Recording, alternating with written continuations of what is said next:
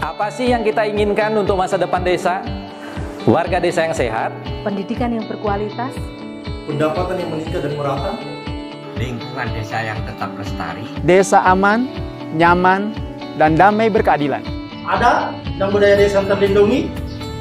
Semua itu adalah cita-cita kita bersama melalui SDGs Desa. bergandengan dengan seluruh warga sedunia. Melangkah maju, mewujudkan cita-cita bersama. Desa-desa di Indonesia telah menapaki kemajuan. Gotong royong yang tetap terjaga. Fasilitas di desa semakin baik, pendidikan dasar mencukupi. Akan tetap kita tidak boleh lengah, sebab masih banyak tantangan yang menghadang. pengangguran pemuda desa. Harus diatasi. Penurunan kemiskinan desa harus lebih cepat lagi. Kebakaran hutan harus dihentikan. Kekerasan terhadap perempuan harus dihilangkan. Pekerjaan-pekerjaan yang belum usai ini. Kini harus kita tuntaskan. Jadi, mari berdiri. Mari berdiri. Mari berdiri sebaris. Berjajar bergandengan tangan. Melukis kuntul baris. Mewujudkan cita-cita kita bersama. Dan pastikan Tidak ada satupun warga desa yang tertinggal di belakang. Mari membangun Indonesia dimulai dari desa. 18 tujuan untuk mewujudkan desa yang lebih baik.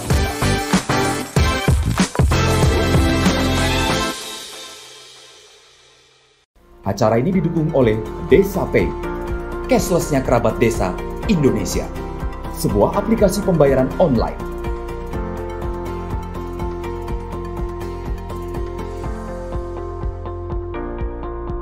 Di Desa Pay, kita akan mendapatkan update berita desa dari TV Desa.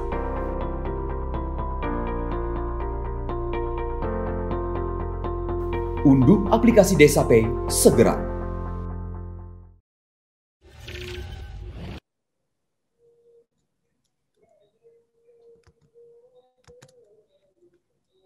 Salam bahagia kerabat desa Indonesia. Salam berdiri sebaris, selupis kentul baris, salam SDGs Desa. Pagi ini kita akan membahas tentang daily report. Ini daily report setiap penghujung bulan ini sering sekali kemudian gegap gempita, pada nggak bisa ngisi, pada nggak bisa masuk dan seterusnya. Ini kayaknya perlu penjelasan langsung dari Kapus Datin kita, karena daily report ini sangat penting ini untuk teman-teman pendamping profesional kita, menyangkut apa yang dikerjakan dan menyangkut jam kerjanya. Kalau nggak terpenuhi jam kerja nanti nggak bisa dapat full honor. Kira-kira seperti itu. Selamat pagi, Gus. Selamat pagi, Gus Kocel, kerabat desa sekalian, juga tenaga pendamping profesional. Masih serak juga ini, Gus. Sorry. Iya, nggak apa-apa.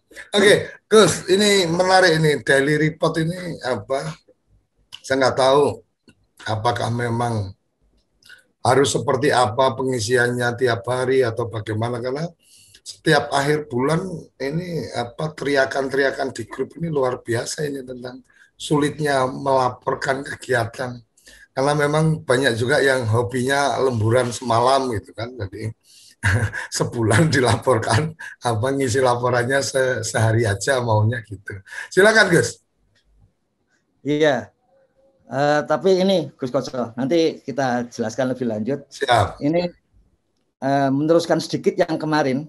Karena ada setelah ada perbaikan di Monef DD kemarin, kemudian ada banyak yang kaget kenapa dana desa kok sudah dilaporkan malah turun begitu.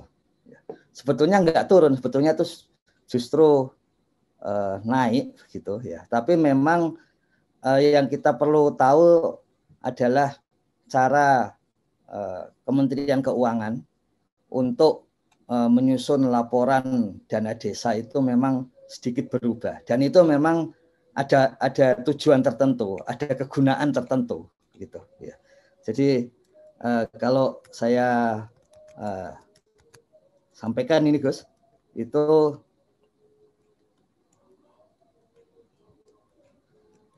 bisa kebaca ya Gus? Ya, udah. Maaf, ini kayaknya salah saya. Apa namanya itu? Bahwa cara penulisannya, ya, cara penulisannya itu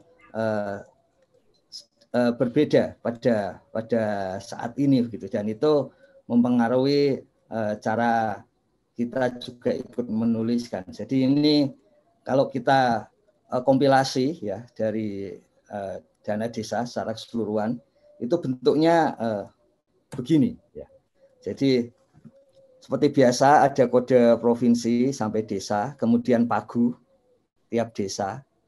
Nah, dana desa tahap 1 itu adalah dana desa ya, yang selain untuk earmark atau untuk yang langsung dipotong untuk COVID-19 minimal 8%, serta selain BLT dana desa. Gitu. Jadi artinya itu adalah dana desa yang siap digunakan oleh pemerintah desa. Nah ini punya beberapa konsekuensi ini Gus. Ini apa namanya, dari beberapa desa yang menyampaikan ke Sapa Desa, itu memang ada beberapa hal yang menyampaikan kami dana desa turun, tapi tidak bisa menggunakan karena harus hanya untuk COVID-19 serta untuk BLT dana desa. Gitu. Jadi meskipun tahap 1 turun, ada juga yang 0 untuk pemakaian, ada yang sedikit. Gitu. Nah itu yang kalau kita hanya melihat total dana desa, itu kemudian melihat desa, loh desa sudah dapat sekian dana, kenapa tidak melakukan segera pembangunan? Gitu. Ya. Ternyata dengan pola tabel seperti ini punya beberapa kelebihan. Kita coba lihat ini Gus Koco ya. Jadi yang tahap 1, kolom tahap 1 ini pencairan pada tahap 1. Kita bisa cek misalnya bagaimana yang belum dicairkan, belum ada pencairan dana desa tahap 1, tetapi dana desa untuk COVID-nya sudah keluar. Nah ini yang masuk dari rekening kas umum negara ke rekening kas desa, tetapi hanya boleh dipakai untuk kegiatan-kegiatan COVID-19. Yang dibaca oleh desa, ini sudah masuk rekening tapi kok nggak boleh digunakan.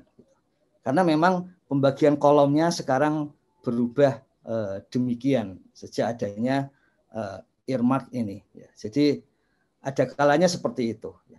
Kemudian ada juga yang masuk ke Sapa Desa yang menyampaikan bahwa mengapa kami diminta ini dan itu, melakukan ini dan itu. Padahal sebetulnya yang bisa kami lakukan itu sedikit. Ini contohnya sudah keluar seperti ini, tahap 1 sudah ada gitu. Kemudian coba kita lihat di sini. Ya. Ini ada yang kalau dihitung yang bisa dipakai desa pada tahap 1 itu hanya 21.000. Ya. Hanya ada yang 24.000. Nah, mengapa demikian?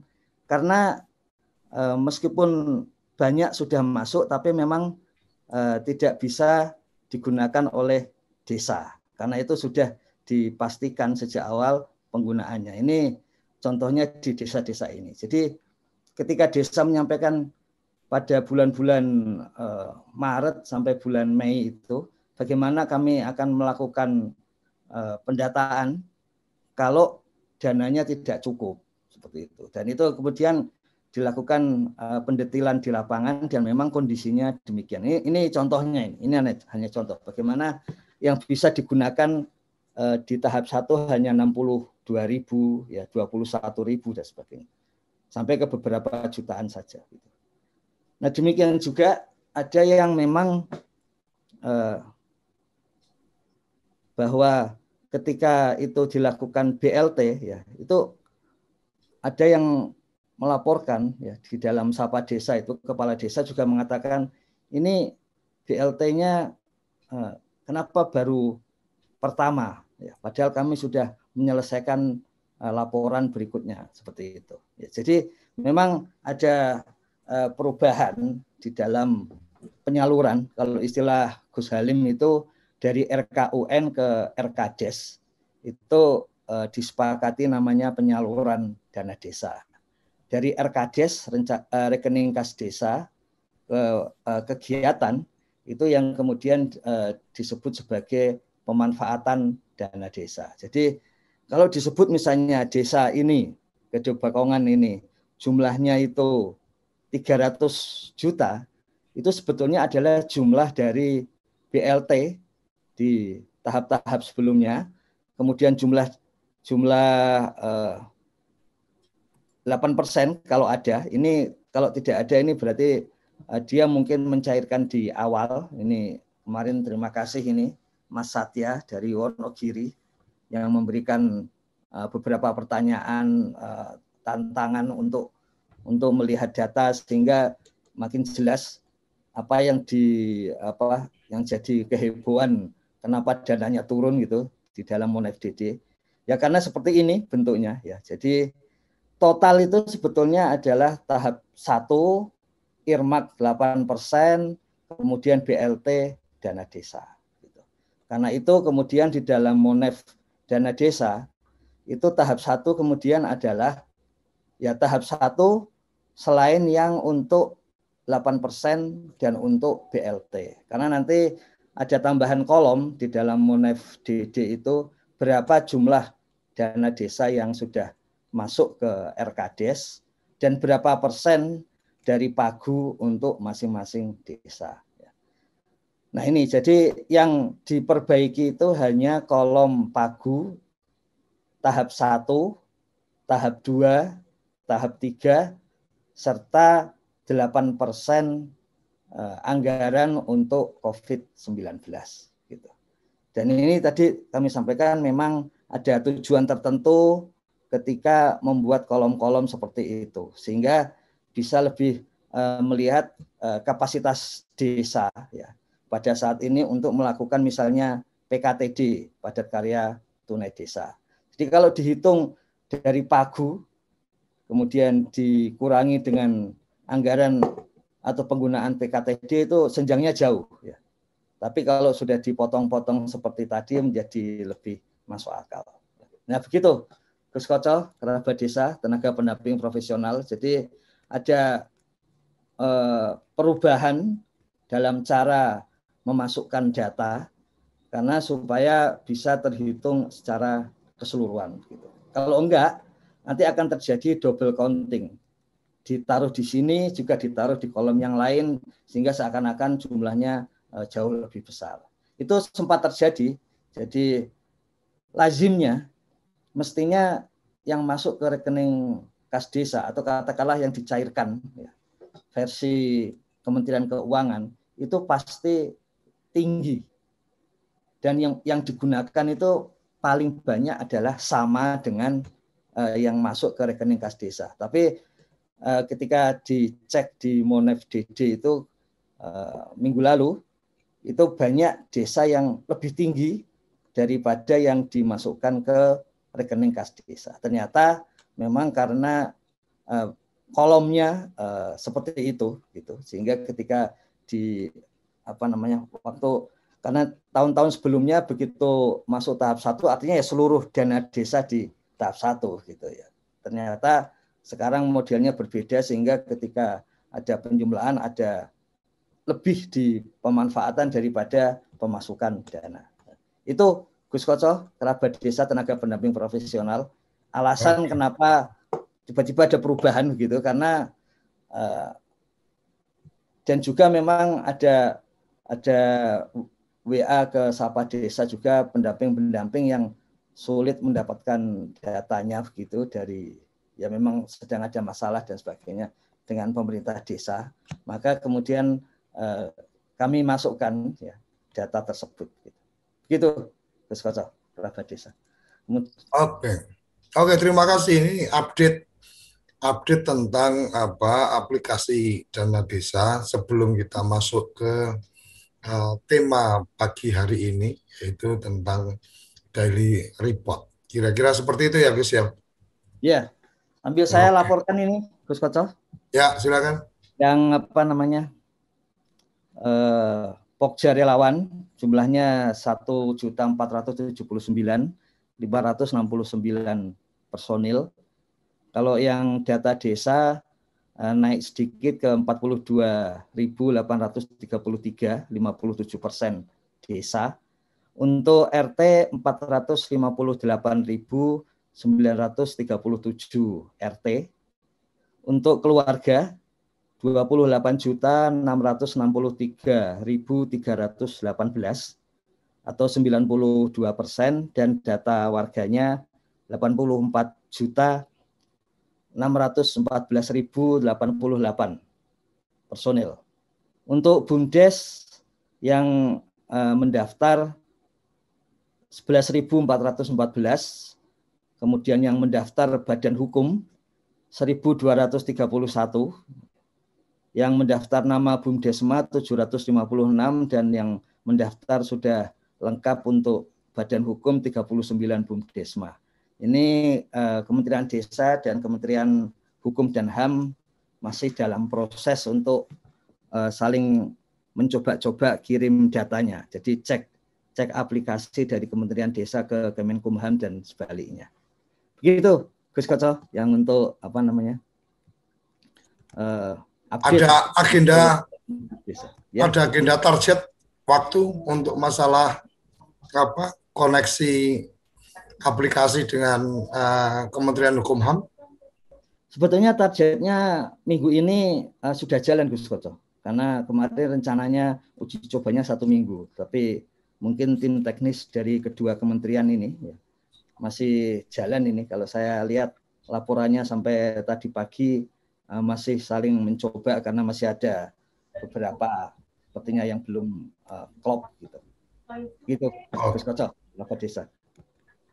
Oke, terima kasih update dari Gus Ivan. Selanjutnya kita akan mengikuti informasi atau penjelasan tentang membahas tuntas daily report pendamping desa. Silakan Gus, langsung. Ya, terima kasih Gus Koco. Jadi kita sudah pernah membahas daily report ini di sarapan SDG Desa. Jadi ini sebetulnya melanjutkan dari pembahasan itu supaya tidak banyak mengulang dari yang lama gitu ya. Jadi daily report pendamping desa itu memang big data desa ya, dari mata dan telinga tenaga pendamping profesional. Jadi konsepnya ini memang big data desa dari sudut pandang tenaga pendamping profesional. Jadi kalau kita lihat di dalamnya, ini kami sampaikan bagaimana sejarah sampai muncul konsep daily report pendamping desa. Jadi di awal-awal Gus Halim menjadi Menteri Desa, beliau selalu menekankan bahwa Kementerian Desa itu harus bisa mengetahui dinamika desa sehari-hari di seluruh Indonesia. Jadi beliau sering menyampaikan contoh bagaimana wakil rakyat di salah satu negara yang selalu concern menanyakan kepada malam hari gitu ya.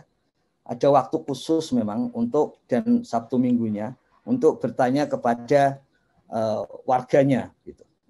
Nah, menurut Gus Halim, Kementerian Desa itu juga harus bisa seperti itu kepada seluruh desa di Indonesia. Ya.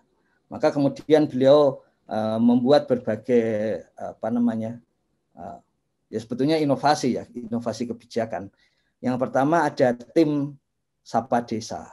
Tim Sapa Desa ini ruangannya itu cuman selisih ada ruang rapat Gus Halim, ya. Tapi ada pintu yang langsung Gus Halim bisa masuk ke ruang Sapa Desa. Karena ruang Sapa Desa ini betul-betul dari beliau ini idenya. Ya. Jadi Sapa Desa ini aktif menelpon desa. Saat ini memang kepala desa, tapi sebentar lagi dengan adanya data SDG desa, maka bisa sampai ke RT, pendamping, tokoh masyarakat desa. Kemudian yang kedua, itu adalah laporan dari sudut pandang pendamping setiap hari. Makanya bayangannya oleh beliau itu, setiap hari itu ada laporan dari pendamping. Apapun itu yang terjadi di desa. Ya. Dan kemudian dari laporan-laporan itulah kemudian ada hal-hal yang kita ketahui tentang desa sehari-hari. Jadi salah satu keunggulan dari Kementerian Desa itu karena ada pendamping yang berada di desa, ya, termasuk yang ada di kecamatan. Jadi ada di lokasi begitu, dan itu yang kemudian memastikan bahwa ada kondisi dinamika lapangan yang tercatat setiap hari. Makanya dari situlah muncul daily report pendamping desa. Selain itu, sebetulnya Gus Menteri ada ide bahwa desa itu juga melaporkan sendiri keadaannya sehari-hari. Nah, itulah yang saat ini ada tim mengembangkan lebih lanjut sistem informasi desa atau SID, dan sekarang sudah ada tapi tinggal di finishing itu web. Tentu saja webnya di dalam konteks Kementerian Desa, web berita dari desa yang bisa diisi desa, yang bisa diisi pendamping desa, intinya yang bisa diisi oleh siapa saja dari desa itu sendiri. Jadi ini untuk beliau menyampaikan di web Kementerian Desa harus ada berita yang dikirim dari desa itu. Jadi ini semacam pers komunitas seperti itu. Kemudian beliau juga menyampaikan Kementerian Desa itu perlu berkomunikasi langsung ya, dengan desa maupun dengan tenaga pendamping profesional setiap hari.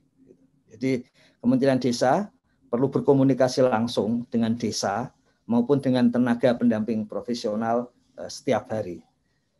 Nah, kita sudah melihat dari daily report itu penyebaran informasi ya, yang sangat cepat tentu saja, dan itu langsung dari pusat ke provinsi, langsung dari pusat ke kabupaten, langsung dari pusat ke kecamatan, langsung dari pusat ke desa. Jadi penyebaran informasinya sangat cepat.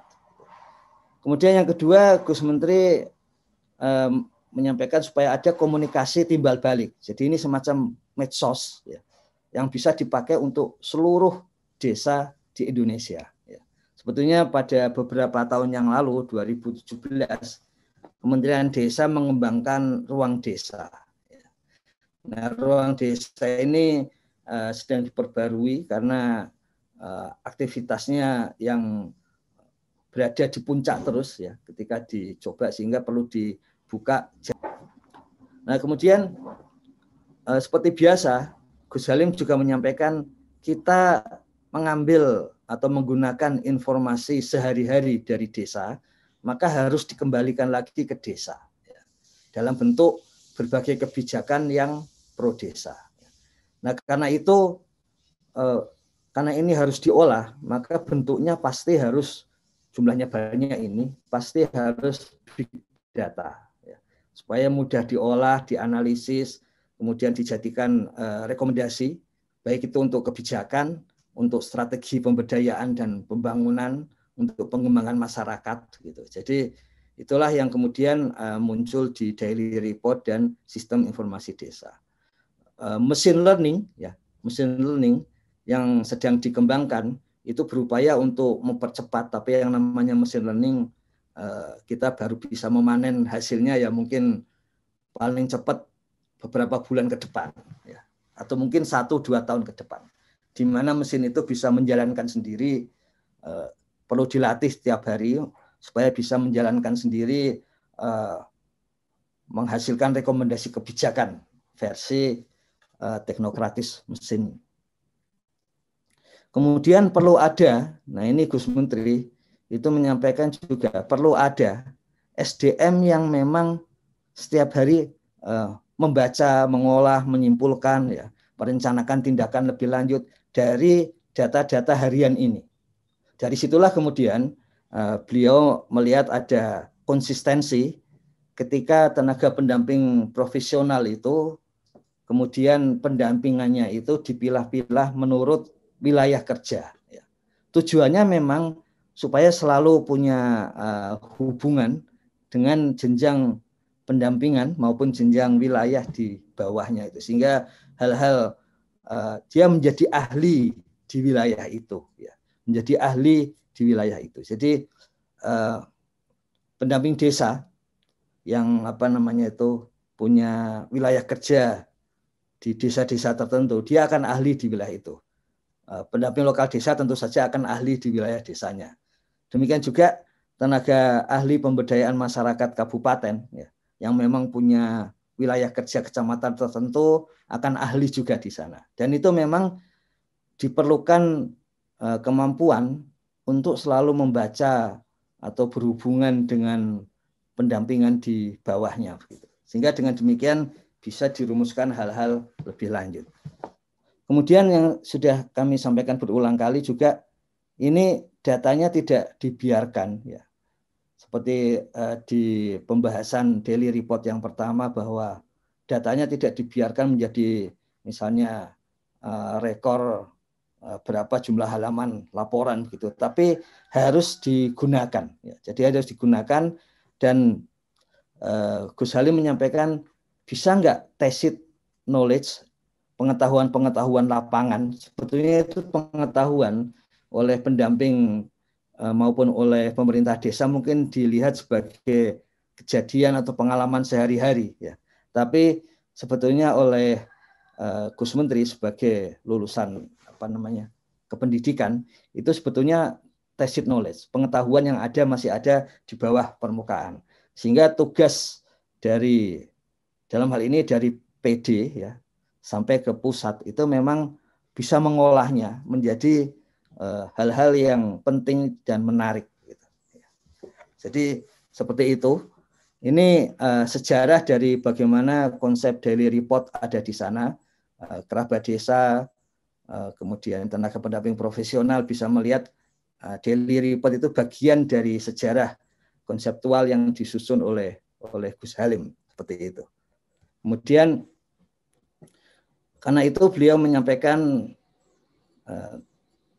tidak ada yang boleh dalam salah satu pertemuan gitu, tidak ada yang boleh dihilangkan dari daily report pendamping desa. Ini harus dijalankan. Makanya kemudian dimasukkan di dalam keputusan Menteri Desa nomor 40 tahun 2021. Apa saja yang ada di dalamnya? Ini adalah laporan harian. Kita jadi paham kenapa harus ada laporan harian.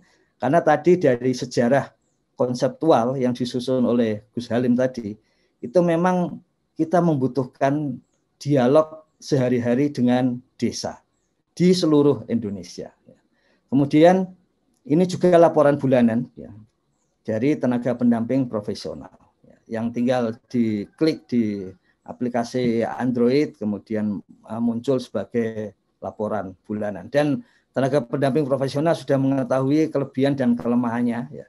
Memang kemarin ada yang mengusulkan pokoknya 140 jam itu jangan sampai 3 hari menjelang akhir bulan itu. Jadi supaya kalaupun gagal masuk gitu sampai ke tanggal 1 itu sudah 140. Ya. Kemudian yang sedang dikembangkan, ya, ini masih dalam proses pengembangan, yaitu evaluasi kualitatif. Ya. Mengapa ini proses pengembangan? Sebetulnya konsep dari DRP itu sudah disusun sejak bulan September tahun 2020. Sudah ada sempat muncul aplikasi-aplikasinya yang sederhana waktu itu, sampai kemudian Gus Halim menyampaikan harus mulai dikerjakan.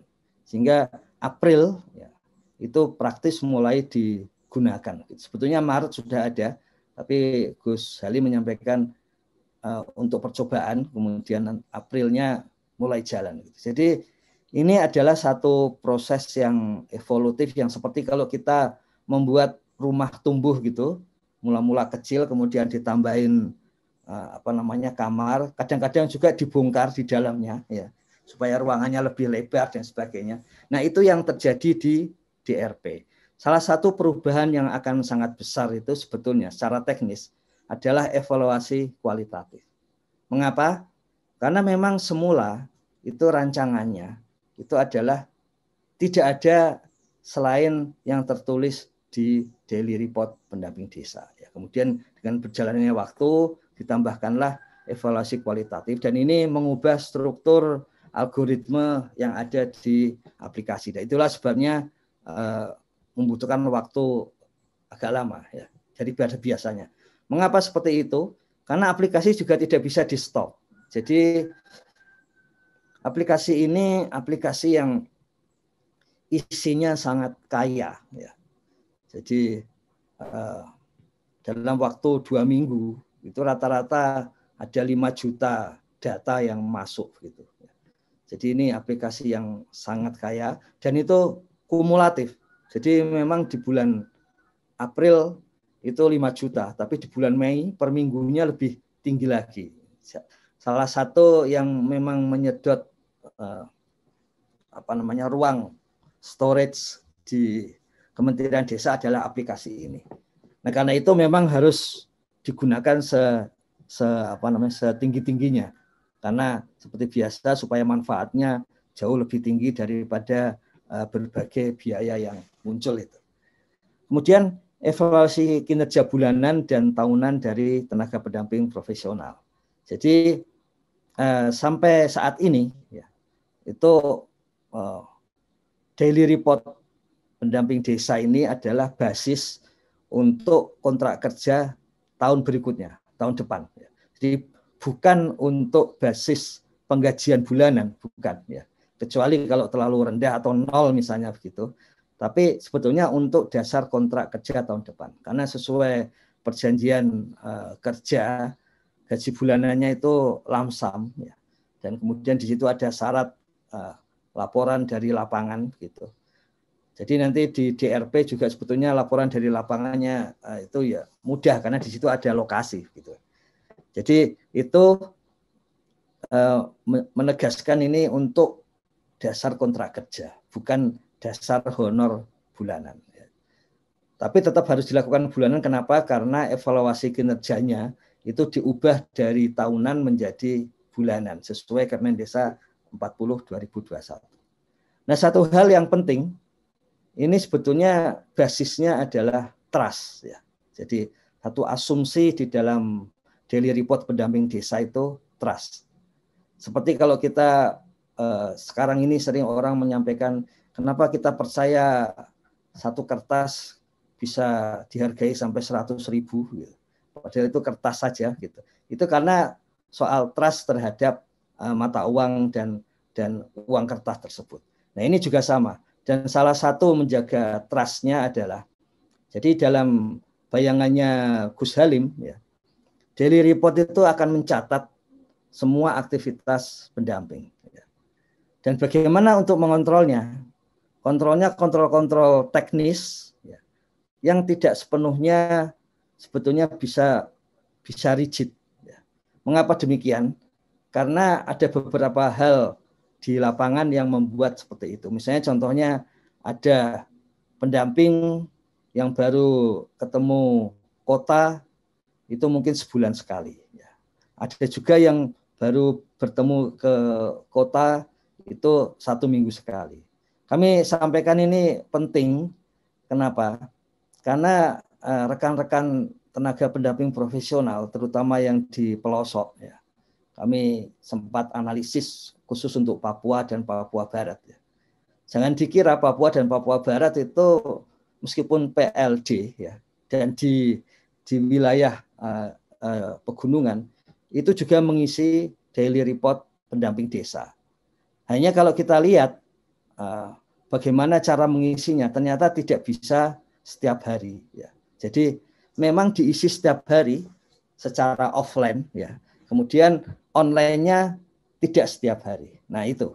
Jadi akhir bulan itu ada baiknya kita berbagi juga kepada para tenaga pendamping profesional, terutama yang pelosok, yang mungkin baru menjelang awal bulan mencari internet untuk mengupload yang tadinya offline di dalam Android itu, kemudian menjadi online. Ya, seperti itu. Jadi karena itu memang kemudian kontrolnya, Gus Halim menyampaikan kontrolnya adalah laporan. Laporan dan kemudian entah itu laporan dari warga, masyarakat, misalnya pendamping tidak datang ke lokasi misalnya itu. Ada laporan-laporan seperti itu di Sapa Desa yang kemudian di cross-check seperti biasa, di cross-check ke pendamping dan ke kepala desanya.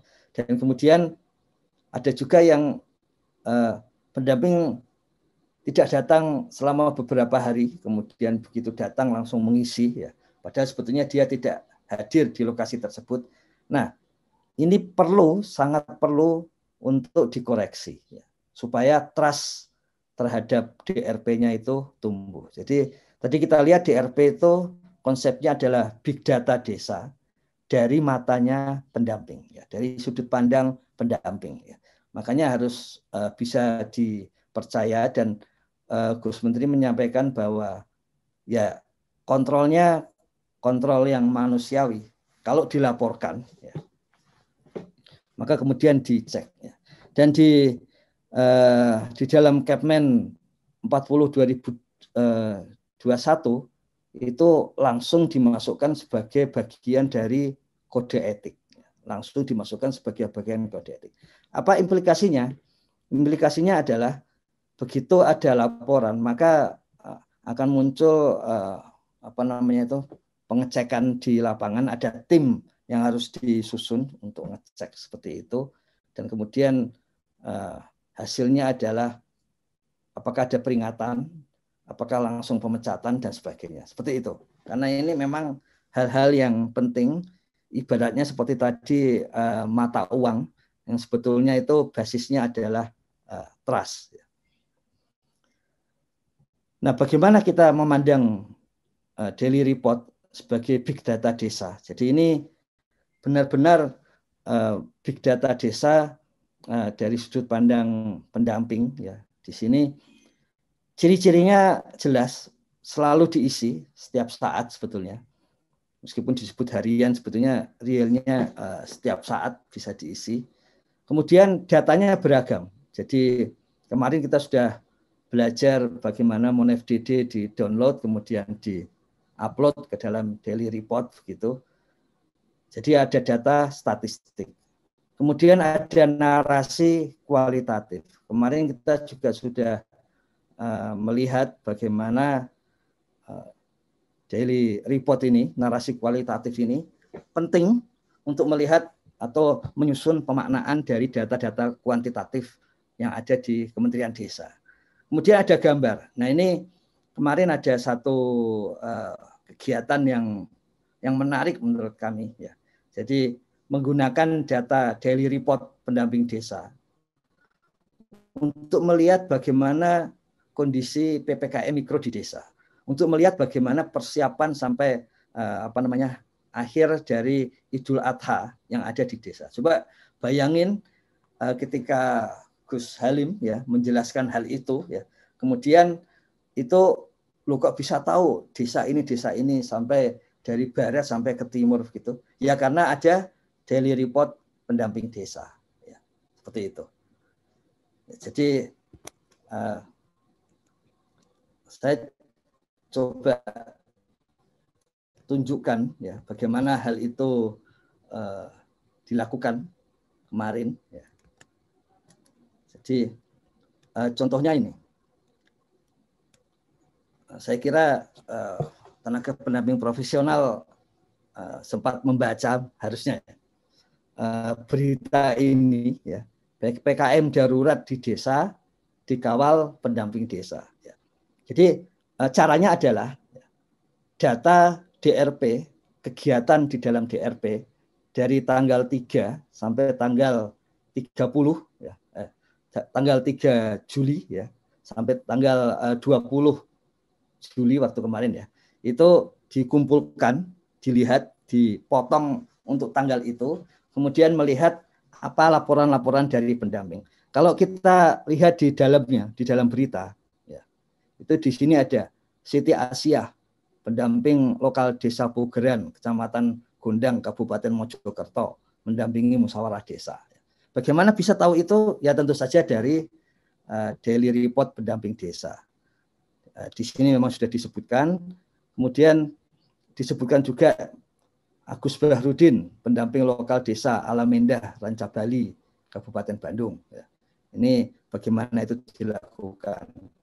Semin, pendamping, karena ini PPKM Mikro ada di wilayah Jawa. Nur Muhammad Salam. Jadi dari sinilah kemudian bisa diketahui dari data kualitatif itu apa yang terjadi sehari-hari di desa. Dan ini tidak bisa dibiarkan, ya, tidak boleh dibiarkan, tetapi harus dibaca memang satu persatu. Dan itulah sebabnya memang tidak mungkin ada satu spesialis tenaga pendamping yang khusus misalnya untuk melihat data termasuk kualitatif ini, karena jadi banyak dan tidak ada in touch gitu dengan lokasi, padahal itu hal yang sangat penting dalam pendampingan. Gitu. Ya. Jadi itu salah satu contohnya yang baru-baru ini dilakukan, dan kemudian hasil-hasil seperti itu menjadi memudahkan bagi siapa saja, tidak hanya bagi Kementerian Desa, tapi siapa saja yang membutuhkan, ya, membutuhkan informasi sehari-hari tentang desa. Kemudian username dan password daily report pendamping, ya, itu dirancang sebagai babonnya username dan password untuk seluruh aplikasi pendamping lainnya. Jadi konsep dari sistem informasi desa ada terpilah, nanti ada data yang memang diisi dan untuk desa gitu umum dan untuk pemerintah desa, ada juga yang khusus untuk pendamping. Nah, username dan password dari daily report pendamping itulah yang dirancang sebagai babon. Saat ini username dan password daily report ini otomatis bisa digunakan di dalam Monef dana desa, ya, karena memang digunakan sebagai babon. Jadi tidak, kalau ada yang mengatakan kami tidak bisa buka Monef DD, ya, tapi kita lihat di daily reportnya ada laporan, ya, berarti pasti dia bisa buka Monef DD karena username dan passwordnya sama. Kemudian daily report sudah digunakan untuk analisis jam kerja, nanti kita lihat di bagian belakang, ya. Ini sudah digunakan, ya, sebagai basis perhitungan peningkatan honor untuk PLD. Ya. Jadi itu sudah digunakan untuk basis peningkatan honor PLD. Nah, kita akan lihat nanti hasilnya, karena hasilnya baru di akhir tahun dan kemudian diimplementasikan pada awal tahun. Ini sebagai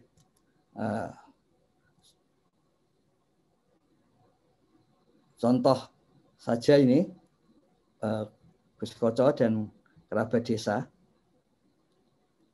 bagaimana data pelaksanaan TPP itu digunakan sebagai usulan peningkatan honor PLD. Jadi ini jumlah kegiatannya ditunjukkan, dan kemudian ditunjukkan juga bahwa sudah bekerja dan ada persen kelebihan jam kerja.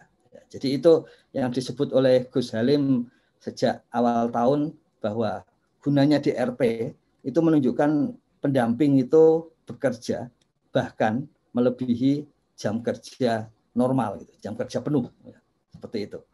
Jadi dari sana kemudian bisa disusun usulan untuk peningkatan honor pendamping lokal desa. Nah, kemudian data kualitatif harian, ya, tadi yang kami sebutkan, menjadi salah satu sumber dari Gus Halim untuk menyampaikan kondisi kualitatif. Ya. Kita tahu Gus Halim ini memang sangat sejak awal itu memang sangat concern terhadap data, tapi tidak hanya statistik, tapi juga rasa, ya, rasa yang bisa munculnya dari data kualitatif. Begitu. Dan kemudian yang menarik, kita melihat, ya, termasuk respon dari berbagai WA, ya, dan kemudian yang masuk ke Sapa Desa, ada demokratisasi pengetahuan, ya, dengan cara penyebaran informasi yang lebih cepat, ya, ke seluruh TPP. Ya. Jadi dari pusat tadi langsung ke provinsi, pusat ke kabupaten, ya, karena memang dari daily report bisa langsung download, dan itulah sebabnya salah satu cara peningkatan kapasitas tenaga pendamping itu adalah dengan menyebarkan berbagai informasi yang tepat, ya, bagi kebutuhan pendamping. Nah, bagi kebutuhannya itu di mana? Ya, itu tentu saja yang pertama kalau ada informasi baru, ya, supaya pendamping selama ini yang sering masuk di dalam rakor-rakor itu bagaimana supaya pendamping bisa mengetahui terutama lebih cepat kalau bisa kebijakan-kebijakan baru. Ya. Karena itu daily report disusun oleh Gus Halim supaya bisa langsung masuk ke pendamping sampai ke pelosok gitu. Jadi seperti itu.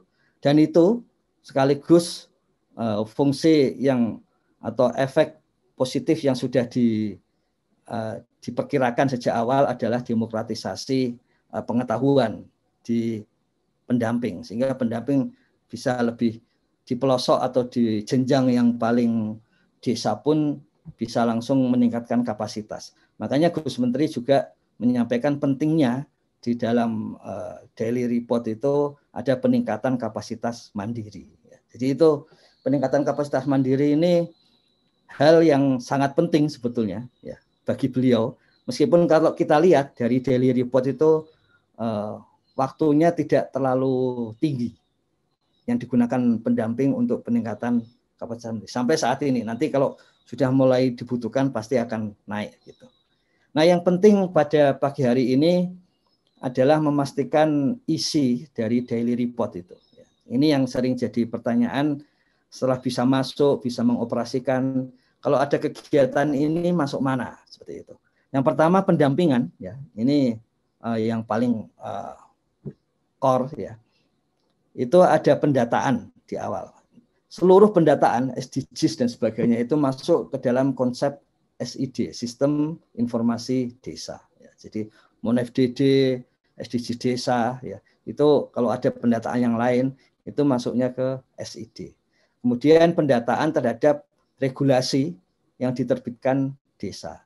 Jadi sebetulnya yang penting di situ adalah ada lampirannya juga. Ya. Jadi tidak hanya foto gitu, tapi lampiran. Ada yang menyampaikan kenapa lampirannya nggak bisa masuk. Lampiran sudah diperbesar sampai maksimal 30 MB. Sebetulnya itu terlalu besar dan tim server mengatakan apa nggak nanti membebani bagi aplikasi. Tapi karena kebutuhan lapangan, ya, tidak selalu bisa mengkonversi di bawah 4 MB gitu. Itu konversi umumnya gitu. Maka itu tetap dibuka peluang begitu. Ya. Makanya lampiran regulasi menjadi penting. Ya. Jangan sampai ya Kementerian Desa yang mengelola desa tapi tidak mendapatkan, tidak bisa mengkoleksi regulasi yang diterbitkan di desa. Ya. Ke depan regulasi desa ini juga akan diolah dan dianalisis. Kemudian kegiatan perencanaan desa itu ada revisi dan penyusunan RPJMDes. Di dalamnya ada rincian kegiatan. Rincian kegiatan ini adalah bisa jadi ada perubahan sesuai kebijakan baru. Makanya diisi sesuai dengan kebijakan yang baru. Kalau rincian kegiatan itu sudah tidak relevan, ya tidak usah diisi. Tapi sudah ada slotnya. Ada musdes perencanaan, penyusunan tim, penyelarasan arah kebijakan perencanaan, kajian keadaan desa, kemudian pemetaan aset dan potensi, lalu pembahasan RPJMDes, kemudian pembahasan rancangan Perdes, kemudian sosialisasi. Ya. Kemudian selain RPJMDes adalah penyusunan RKPDes. Ya. Jadi ada musyawarah untuk perencanaan pembangunan tahunan, kemudian pembentukan tim, pagu indikatif, kemudian pencermatan RPJMDes, penyusunan RKPDes, Musrenbang untuk rancangan RKPDes, kemudian Musdes untuk penetapan RKPDes, musyawarah BPD. Ya. Kalau Musdesnya tadi pembahasan, musyawarah BPD untuk penetapan, kemudian sosialisasi RKPDes. Lalu juga penyusunan APBDes. Jadi ini semua masuk ke dalam menu pendampingan, aktivitas pendampingan. Kemudian aktivitas berikutnya adalah pelaksanaan pembangunan desa.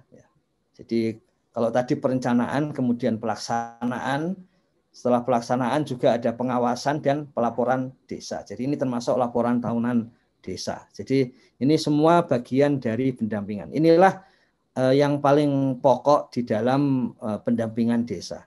Kemudian pendampingan terhadap BUMDes, pendampingan untuk penanggulangan stunting, kemudian media sosial, ini sempat menjadi ini media sosial di dalam salah satu bagian dari TPP, ya, tugas TPP, karena memang salah satu tugas dari pemberdayaan itu memang representasi atau sebetulnya publikasi, nama konsepnya representasi warganya ke pihak luar. Kemudian insidental, ya, di sini ada Desa Aman COVID, padat karya tunai desa itu mestinya juga masuk ke sini, nanti tinggal ditambahkan. Ya. Kemudian peningkatan kapasitas mandiri. Selain itu juga ada koordinasi, ya, untuk menu-menu yang ada di level kabupaten, provinsi, dan pusat. Kemudian inisiatif, inovasi, dan TTG. Untuk pemberdayaan ini, ini bukan Kades, tapi kader pemberdayaan masyarakat desa, ya, pembentukan dan pengembangannya. Kemudian Pokmas untuk fasilitasi terhadap kerjasama desa dan inovasi desa. Jadi inovasi desa ini salah satu yang sering dibutuhkan, ya, ketika kita ingin melihat desa. Makanya di dalam daily report itu salah satu yang sering dilihat adalah kegiatan-kegiatan inovasi desa. Hanya memang sayangnya saat ini laporannya masih sedikit ini ternyata. Mungkin nanti tenaga pendamping profesional bisa lebih banyak memasukkan bagaimana kondisi dan pengembangan inovasi desa. Kemudian advokasi, ya, advokasi yang dilakukan oleh pendamping, ya, misalnya turut serta memberikan usulan dan kemudian mengembangkan Perdes, RPJMDes, RKPDes, APBDes, kerjasama desa, kewenangan desa, dan bidang khusus yang lain. Dan advokasi kalau tadi ke pemerintah desa, juga ke masyarakat desa. Nah, apa yang dilaporkan? Yang pertama, Gus Halim menyampaikan salah satu peran TPP yang penting, ya, mulai tahun 2021 itu adalah hadir, mencatat, melaporkan. Ya, jadi HM2 ini, hadir, mencatat, melaporkan. Itu yang penting, karena dengan itu maka informasi akan masuk ke DRP, ya, dan kemudian informasi itu akan menjadi masukan kebijakan yang pro desa. Jadi kelihatannya sederhana, masing-masing pendamping melakukan hadir, mencatat, melaporkan, tapi efeknya sangat besar bagi seluruh desa di Indonesia. Ya, jadi seperti kita sudah belajar dari SDGs desa, bahwa datanya itu mikro, ya, diambil sedikit demi sedikit dari RT, dari keluarga, dari warga, tapi kemudian ketika sampai ke nasional menjadi besar. Ini juga sama. Hadir, mencatat, melaporkan oleh TPP akan menjadi manfaat yang sangat besar bagi desa. Nah, yang dilaporkan lokasi jelas. Ya. Lokasi itu menggunakan Android saja. Ya. Jadi di situ supaya bisa langsung muncul lokasinya. Kemudian deskripsi kegiatan ini yang paling penting, ya, karena data kualitas kualitatif akan diambil dari sini. Bagaimana kondisi lapangan, potensi atau prestasi jika ada, masalah jika ada, dan mitigasi atau solusi karena ada prestasi dan masalah. Ini kata kunci masalah hampir tidak muncul di daily report itu. Ya. Atau bagaimana potensi jarang muncul di deskripsi daily report karena deskripsinya masih disusun sebagian besar ya, itu masih disusun dengan sangat pendek-pendek. Waktu itu sempat ada yang kirim WA mengatakan kami perlu deskripsi yang banyak sehingga dibebaskan sampai ribuan karakter sebetulnya, tapi penggunaannya ternyata masih sedikit. Kemudian peserta kegiatan, ini jumlah dan jenis, ini di pembahasan sebelumnya sudah disebutkan, peserta ini kalau dia elit, maka elitis. Ya. Jadi membantah apakah musyawarah desa itu elitis, itu adalah dilihat dari jenis peserta kegiatan. Kemudian peran pendamping. Nah, kenapa peran pendamping di dalam kegiatan ini penting? Karena ini sebetulnya adalah informasi berharga untuk melihat sebetulnya konsep pendampingan desa yang lebih tepat untuk masa kini seperti apa. Nah, di situ sumbernya, tacit knowledge-nya itu adalah peran pendamping di dalam kegiatan. Kemudian foto. Nah, kami usulkan fotonya diambil dari Android ya. Itu Android Daily Report pendamping desa karena di sana sudah langsung ada geotaggingnya. Dan jangan lupa lampirannya ini. Lampirannya ini yang masih sering lupa. Jadi kalau kami buka begitu ada dari laporan ada yang menarik tapi lampirannya itu belum ada gitu. Padahal lampiran itu penting sebagai salah satu tanda untuk pendetilan laporan tersebut. Nah, ini sebagai contoh ini kerabat desa tenaga pendamping profesional telah jam kerja pendamping yang tadi kita sudah lihat itu ya. Tapi ini bulan April, jadi jangan sampai salah paham bulan April karena di bulan Mei dan Juni ada beberapa perubahan. Kalau kita lihat di sini medsosnya tinggi banget ya, pendampingannya di bawah medsos itu. Itulah yang kemudian data-data dari DRP April dan Mei itulah ya, yang kemudian dijadikan bahan di dalam Capman 40 2021 itu. Ada komponen media sosial itu paling banyak sekian persen ya, dari jam kerjanya atau sekian jam. Kemudian pendampingan itu yang paling banyak. Kenapa? Ya karena sudah ada data big data dari DRP yang menunjukkan semula ya di bulan April ya, itu bulan April memang euforia dari media sosial setiap hari muncul dan sebagainya. Dan ada gunanya memang, ada gunanya karena ada tim yang mengkompilasi berita-berita online dari pusat dan daerah serta berita-berita offline-nya itu yang muncul ya, itu adalah dari wartawan itu bagaimana media sosial itu isinya kok desa. Dari bulan Februari, Maret, April isinya kok desa. Jadi bukan tidak ada gunanya banyak. Cuman dalam konteks pendampingan itu Gus Halim menyampaikan untuk pendampingan kepada masyarakat porsinya minimal harus yang paling tinggi. Ya. Sementara yang media sosial maksimal tidak boleh lebih tinggi dari pendampingan. Ini ini pendamping desa. Kalau tadi PLD, ini yang kabupaten kota ya di masa-masa itu. Kalau kita lihat begitu masuk ke atas PLD, itu yang kalau PLD itu namanya kalau kita lihat ini pendampingan ke masyarakat, maka di atas PLD, PD mulai dengan fasilitasi. Ya. Fasilitasi yang banyak di situ. Ya. Fasilitasi. Kemudian begitu masuk provinsi, itu koordinasi porsinya tinggi nih. Kegiatan-kegiatan internal TPP lebih tinggi. Kemudian diikuti dengan fasilitasi. Kami perlu ingatkan kembali lagi, ini kondisi April ya, yang berubah di Mei dan Juni, cuman belum belum sempat dibuat menjadi PowerPoint saja. Ya. Nah kemudian di bulan April ya, itu rata-rata jam kerja pendamping desa 164 jam. Padahal menurut BPS 1 bulan itu kerja penuh adalah 35 jam per minggu kali 4, jadi 140 jam. Makanya kita bisa menyampaikan pendamping itu bekerja di atas batas jam kerja penuh. Berapa persen? Kelebihannya 17%. Nah, kemudian kita bisa mengetahui peringkat kegiatan dominan tadi, media sosial, pendampingan dan fasilitasi, kemudian koordinasi internal. Ini adalah basis untuk pengembangan kapasitas. Mana yang dianggap penting, yang oleh pendamping itu naik ke atas. Nah, ini tadi antara lain yang kemudian digunakan ya, dalam kerangka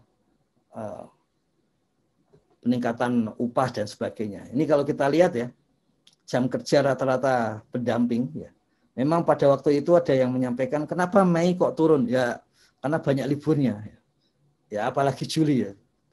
PPKM-nya lebih ketat lagi ya. Tapi perlu kita ingat bahwa pendampingan saatnya berinovasi juga secara virtual gitu. Sehingga pendampingan tetap bisa jalan. Yang kemarin misalnya secara virtual itu untuk selalu mengisi datanya gitu ya. Nah, kalau kita lihat di sini juga kelihatan ya, di mana posisinya. Ya. Kalau kita lihat di bulan April itu di kota ini yang sangat giat ya. Kemudian di bulan Mei lebih sama itu ya, lebih setara gitu meskipun di provinsi sedikit ya lebih giat daripada yang lain ya. Beda 4 sampai 5% sampai 6%. Kemudian isinya. Isi di April dan Mei, ini jam kerja.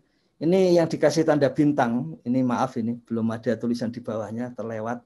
Itu adalah di akhir bulan Mei. Ya, makanya di bulan April tidak muncul. Tapi memang ada yang menuliskan kegiatan BUMDes di bulan April ya, cuman sekian. Ya.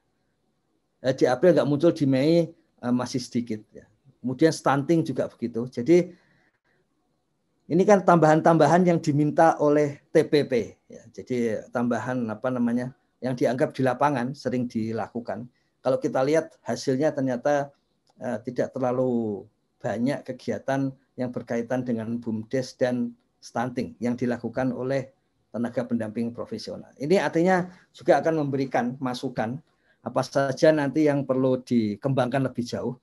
Kalau yang masih kurang berarti mana saja yang, dan kemudian kita melihat korelasinya dengan data yang lain. Misalnya contohnya tadi data BUMDes kita tahu jumlahnya 50.000 lebih gitu. Sementara yang mendaftar saat ini sekitar kalau dicampur dengan BUMDesmas sekitar 11.000 sekian.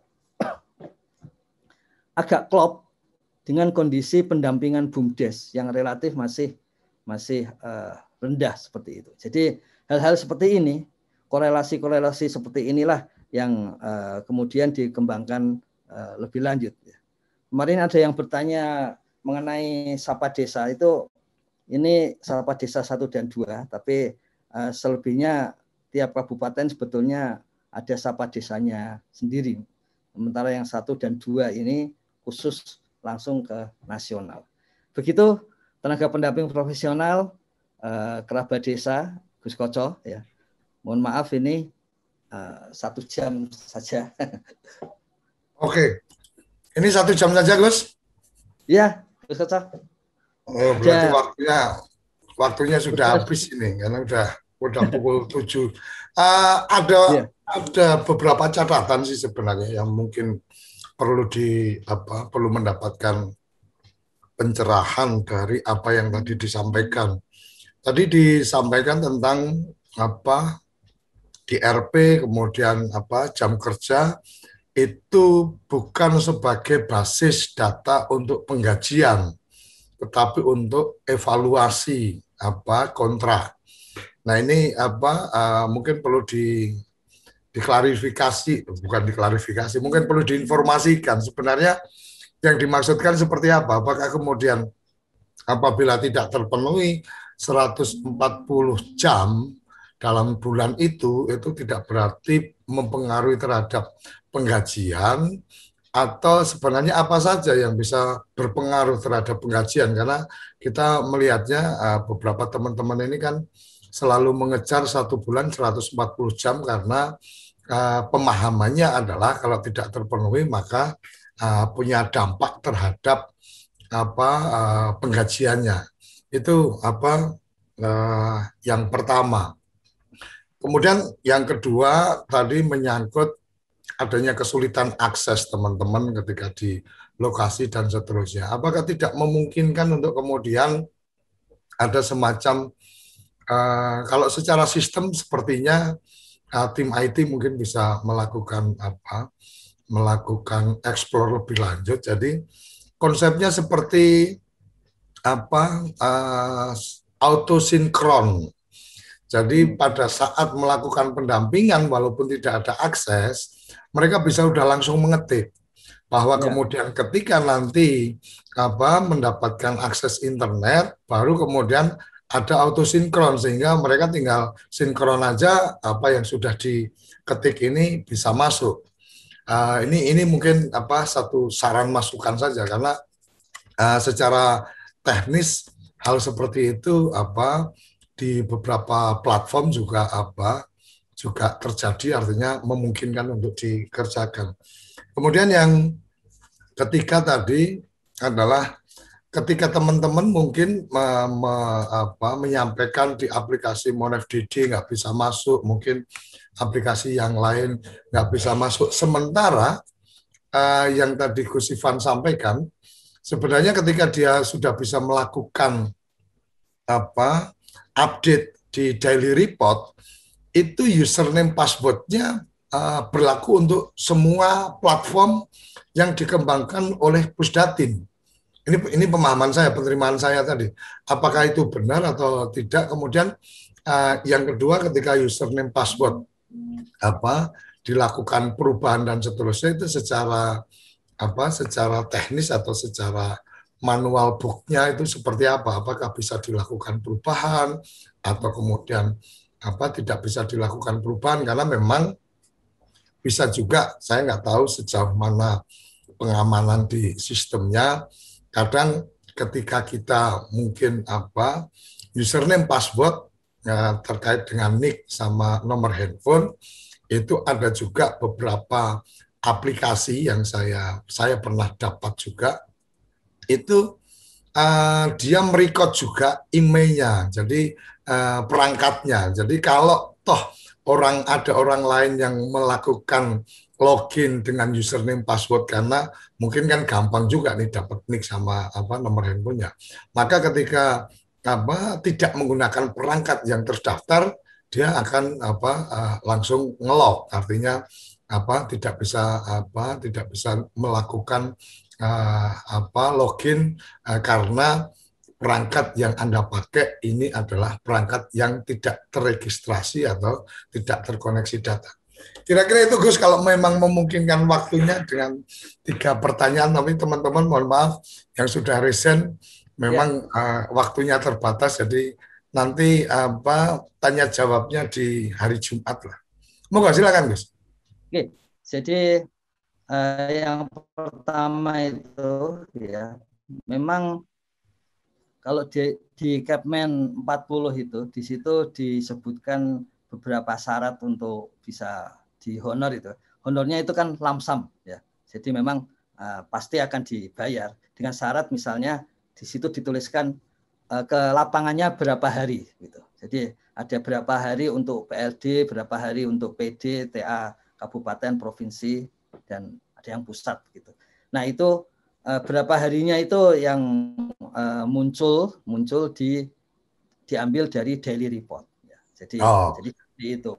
Kemudian tapi kalau jumlah jam kerja itu sesuai dengan Kepmen itu gunanya untuk evaluasi kinerja. Ya. Gitu Gus Koco. Jadi karena evaluasi kinerja itu memang nanti dilihat di bulan Oktober, apakah akan dikontrak tahun depan atau harus menunggu sampai bulan Desember kalau nilainya kurang. Jadi 140 itu nanti kalau kurang dari itu nanti tidak akan langsung terkontrak di bulan Oktober.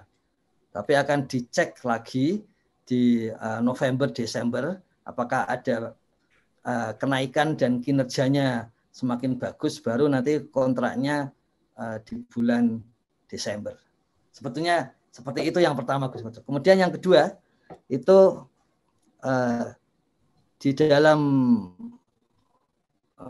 daily report-nya itu, ya, itu memang ada sinkron data secara otomatis. Ya. Tapi seandainya internetnya tidak memungkinkan sinkron data secara otomatis, misalnya kadang-kadang jaringannya masih terlalu lemah untuk sinkron data gitu, maka ada klik sinkron data untuk langsung masuk ke sana. Nah, itulah yang dilakukan oleh para tenaga pendamping profesional yang ada di wilayah-wilayah yang sulit terjangkau. Kalau menurut BPS, jumlah desa yang tidak ada internet itu sudah menyusut menjadi sekitar 3.000. Ya. Dari 3.000 desa itu yang didampingi juga tidak terus 3.000 pendamping nggak bisa dapat internet ya, tapi itu kan tidak semua desa dampingan tanpa internet seperti itu. Nah itu. Kemudian tadi yang bagaimana supaya mengubah supaya kadang-kadang ini yang terjadi, melaporkan ke Sapa Desa begitu, ke Kementerian Desa tidak bisa masuk MonFDD ya. Karena memang di bagian kanan bawah itu yang tanda pensil itu ya, electric pencil itu memang untuk mengedit. Ini saya tidak klik ini Gus. Karena kalau diedit keluarnya di bagian awal NPWP dulu dari pendamping, nanti ketahuan jadinya. Ya, tapi di situ bisa termasuk mengubah password ya. Mengapa tidak sekaligus mencatat email dari HP-nya ya? Karena ada kebutuhan dari tenaga pendamping profesional untuk menggunakan upload datanya itu dari PC gitu. Itu memudahkan bagi mereka. Jadi karena itu kemudian kalau kita langsung catat email jadi contoh yang bagaimana aplikasi Android Kemendes mencatat email itu Ruang Desa misalnya. Tapi di bagian akhir ketika desa-desa mengatakan kami jadi sulit masuk, itu email kemudian ada fasilitas itu tapi dinonaktifkan. Jadi melihat kondisi lapangan yang terjadi dan sesuai kebutuhan dari user. Saya kira begitu, Gus Koco. Oke. Dan kerabat desa. Oke, terima kasih karena memang waktunya cuma 1 jam. Ya, Gus Ivan ada kegiatan yang lain, jadi mohon maaf teman-teman yang sudah resign, kita tidak bisa berikan kesempatan untuk tanya jawab, tapi ini sudah hari Kamis kalau nggak salah ya, besok Jumat, jadi bisa disiapkan pertanyaan-pertanyaannya untuk hari Jumat, karena mungkin hari Jumat semoga Gus Ivan ada waktu 2 jam. Oke, terima kasih. Salam bahagia kerabat desa Indonesia. Sampai di sini Kepoin Desa. Sarapan SDGs Desa pagi ini dengan topik bahas tuntas daily report. Kita akan ketemu setiap pagi pukul 6 sampai pukul 7 standarnya. Spesial bisa sampai pukul 8 bersama Kapusdatin kita, Gus Ivanovic Agusta. Kita akan bertemu tiap Senin sampai Jumat setiap harinya. Sampai jumpa. Salam bahagia kerabat desa Indonesia. Salam berdiri sebaris, holobis, gondol baris. Salam SDGs Desa. Salam Desaisme. Terima kasih. Apa sih yang kita inginkan untuk masa depan desa? Warga desa yang sehat, pendidikan yang berkualitas, pendapatan yang meningkat dan merata, lingkungan desa yang tetap lestari, desa aman, nyaman, dan damai berkeadilan. Adat dan budaya desa terlindungi. Semua itu adalah cita-cita kita bersama melalui SDGs Desa. dengan seluruh warga sedunia. Melangkah maju, mewujudkan cita-cita bersama. Desa-desa di Indonesia telah menapaki kemajuan. butuh kebayaan yang tetap terjaga. Fasilitas di desa semakin baik, pendidikan dasar Akan tetap kita tidak boleh lengah, sebab masih banyak tantangan yang menghadapi. Pengangguran pemuda desa harus diatasi. Penurunan kemiskinan desa harus lebih cepat lagi. Kebakaran hutan harus dihentikan. Kekerasan terhadap perempuan harus dihilangkan. Pekerjaan-pekerjaan yang belum usai Ini harus kita tuntaskan. Jadi, mari berdiri. Mari berdiri. Mari berdiri sebaris, berjajar bergandengan tangan, melukis kuntul baris, Mewujudkan cita-cita kita bersama. dan pastikan tidak ada satupun warga desa yang tertinggal di belakang. mari membangun Indonesia dimulai dari desa. 18 tujuan untuk mewujudkan desa yang lebih baik.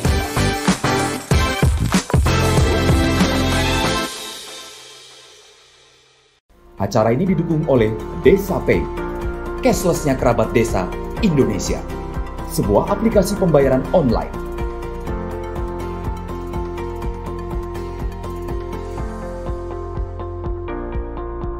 Di Desa Pay, kita akan mendapatkan update berita desa dari TV Desa.